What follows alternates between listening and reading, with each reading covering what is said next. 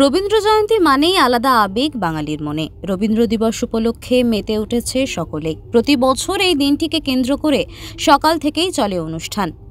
এই অনুষ্ঠানে সকলেই রবীন্দ্রনাথের মূর্তিতে মালা পরিয়ে সম্মান জানান।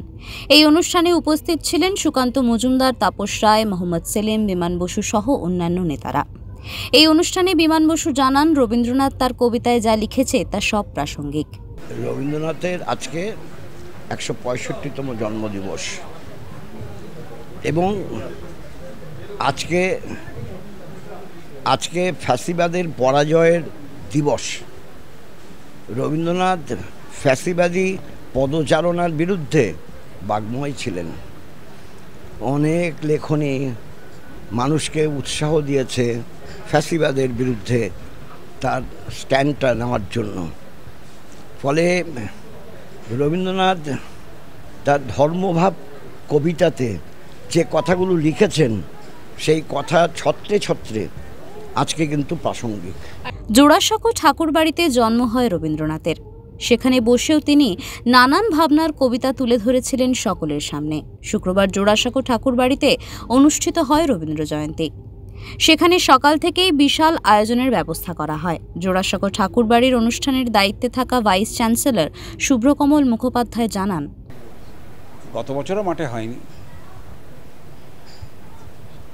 মানে কিছু অ্যাডমিনিস্ট্রেটিভ কারণে আমরা ওটা ওখানে করতে বাধ্য করছি বললে ভুল হবে, করতে বাধ্য হচ্ছে।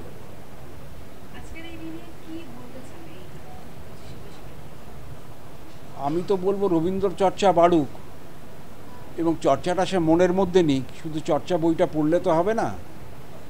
যার যেমন সুবিধে রবীন্দ্রনাথের সেই শব্দটা ব্যবহার করছেন, সেই লেখাটা ব্যবহার করছেন। রবীন্দ্রনাথকে পুরো না জানতে পারলে ঠিক মতো রবীন্দ্রনাথকে তারপরেও বোঝা যাবে কিনা আমি জানি না, কিন্তু কথাটা হচ্ছে যে উনি যা চেয়েছিলেন সেটুকু যদি আমরা খানিকটাও করতে পারি সেটাও তো অনেকটা হবে।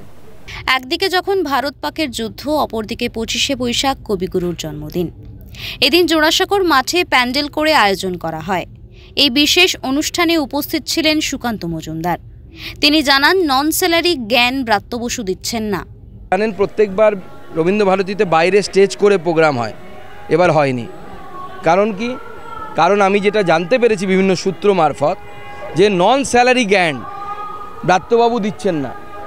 প্রতিদিন ব্রাত্যবাবুর ছেলেমেয়েরা দুই পক্ষই বলছে আমরা মমতা বন্দ্যোপাধ্যায়ের চেলা, মমতা বন্দ্যোপাধ্যায়ের অনুগামী, মমতা বন্দ্যোপাধ্যায়ের ভক্ত।